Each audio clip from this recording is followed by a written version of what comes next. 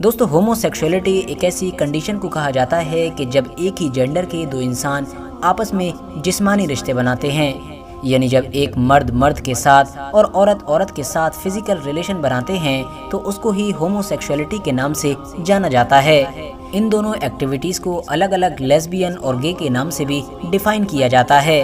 पिछले कुछ सालों से लगातार हमारी दुनिया के लगभग सभी इलाकों में बड़ी तेज़ी के साथ इस मुद्दे को लेकर बहुत सारी मुहिम चलाई जा रही हैं।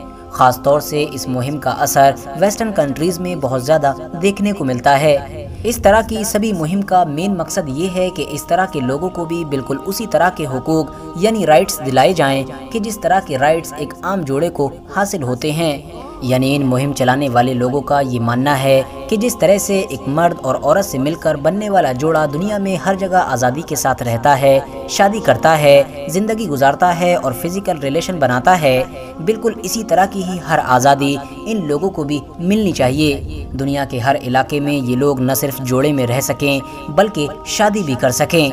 हालांकि दोस्तों, पिछले कई सालों से लगातार चलने वाली इन मुहिम का असर भी देखने को मिला है और दुनिया के बहुत सारे देशों में कानूनी तौर पर इनको बिल्कुल वैसे ही ट्रीट किया जाता है कि जिस तरह से एक मर्द और औरत के जोड़े को किया जाता है। मगर दूसरी तरफ इस मुद्दे को लेकर वक्त वक्त पर बहुत सारे मुस्लिम देशों में विवाद उठता रहता है। उसकी वजह यह है कि क्योंकि इस्लाम धर्म में इस चीज़ की बिल्कुल जगह नहीं है, यानी इस्लाम धर्म सेम जेंडर के फिजिकल रिलेशन को पूरी तरह से हराम करार देता है। इवन इस्लाम धर्म की सबसे पवित्र किताब कि जिसको कुरान के नाम से जाना जाता है, उसमें इबरत के तौर पर कौम लूत जैसे वाक़यात भी मेंशन किए गए हैं। मगर भले ही खाड़ी के कुछ मुस्लिम देशों में इस मुद्दे को लेकर बड़ा विवाद रहा हो, लेकिन हमारी दुनिया में ऐसे भी बहुत सारे मुस्लिम देश मौजूद हैं कि जिनमें इस चीज़ को पूरी तरह से वैलिड कर दिया गया है।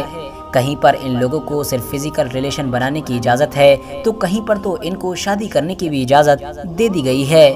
तो चलिए अब हम आपको कुछ ऐसे ही मुस्लिम देशों से रूबरू कराते हैं। इस लिस्ट में पहला नाम लेबनान का है।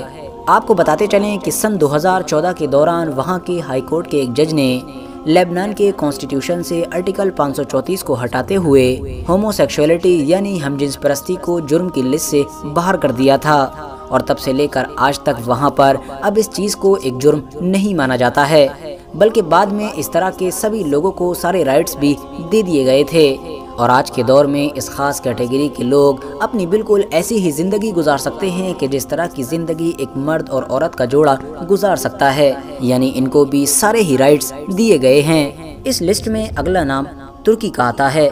दोस्तों, हम सभी बड़ी अच्छी तरह से जानते हैं कि तुर्की में आज के दौर में भले ही 90% से ऊपर आबादी मुसलमानों की हो, लेकिन कानूनी तौर पर यानी ऑफिशियली ये देश एक मुस्लिम देश नहीं बल्कि सेक्युलर देश माना जाता है। मगर हैरानी की बात यह है कि तुर्की में ये चीज़ 1923 या 1924 के बाद से नहीं बल्कि उससे पहले से भी वैलिड हुआ करती थी। यानी होमोसेक्सुअलिटी को तुर्की में उस वक्त ही जायज़ करार दे दिया गया था कि जब तुर्की की बजाय वहाँ पर सल्तनत उस्मानिया हुआ करती थी। और आपको बताते चलें कि ये सब कुछ सन 1857 और 58 के करीब में हुआ था। आज के दौर में यूरोप के दूसरे ज़्यादातर मुल्कों की तरह तुर्की में भी इस तरह के लोग आराम से अपनी ज़िंदगी गुजार सकते हैं। अगरचे तुर्की में इन लोगों को एक आम शादीशुदा जोड़े की तरह तहफ़्फ़ुज़ हासिल नहीं है, मगर हाँ, दूसरे खाड़ी मुस्लिम देशों की तरह ये लोग मुजरिम भी नहीं माने जाते हैं। इस लिस्ट में अगला नाम कज़ाकिस्तान का आता है। कज़ाकिस्तान में भी इस चीज़ को आज के दौर में कानूनी हैसियत हासिल है, मगर हाँ, याद रहे कि इस कैटेगरी के लोगों को कज़ाकिस्तान में वो सारे के सारे राइट्स यानी हुकूक हासिल नहीं हैं कि जो हुकूक एक आम शादीशुदा जोड़े को हासिल होते हैं। लेकिन हाँ, टर्की की तरह यहाँ पर ये लोग मुजरिम भी नहीं माने जाते हैं, बल्कि यहाँ पर अपनी ज़िंदगी आसानी के साथ गुजार सकते हैं। इस लिस्ट में अफ्रीका के देश माली का नाम भी आता है।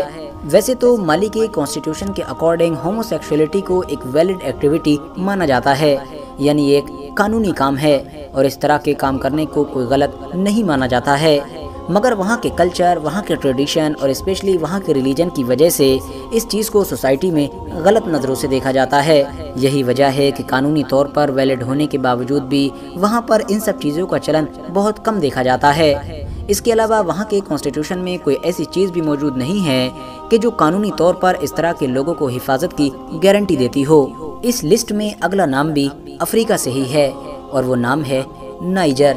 नाइजर एक ऐसा देश है कि जहां पर तो इस तरह के लोगों की बालिग होने की एक उम्र भी अलग सेट कर दी गई है, यानी इस तरह के लोग कानूनी तौर पर एक अलग उम्र में बालिग माने जाते हैं, जबकि दूसरी तरह के लोग कानूनी तौर पर एक अलग उम्र में बालिग माने जाते हैं। दोस्तों याद रहे कि भले ही इन लोगों को नाइजर देश में जिस्मानी रिश्ते बनाने की इजाज़त तो है, मगर दूसरी ज़्यादातर वेस्टर्न कंट्रीज़ की तरह आपस में शादी करने की बिल्कुल भी इजाज़त नहीं है।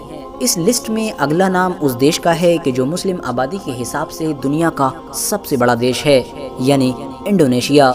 इंडोनेशिया में भी इसको कानूनी तौर पर वैलिड माना जाता है, मगर याद रहे कि शर्त ये है कि ये सब कुछ तन्हाई में होना चाहिए। यानी आम तौर पर दुनिया के अलग अलग इलाकों में जिस तरह से एक मर्द और औरत का जोड़ा पब्लिक प्लेस पर भी सब कुछ करता रहता है, बिल्कुल इस तरह से ये लोग नहीं कर सकते हैं। अगर किसी भी पब्लिक प्लेस पर इन लोगों को किसी ऐसी एक्टिविटी में इन्वॉल्व पाया गया कि जिसकी वजह से इसका प्रमोशन होता हुआ, तो ये कानूनी तौर पर जुर्म माना जाएगा। और साथ ही साथ ये भी याद रहे कि इंडोनेशिया देश में भी इन लोगों को एक आम मर्द और औरत के जोड़े की तरह कानूनी तहफ़्फ़ुज़ हासिल नहीं है। हमारी दुनिया का मशहूर देश बहरीन भी इस लिस्ट में शामिल है।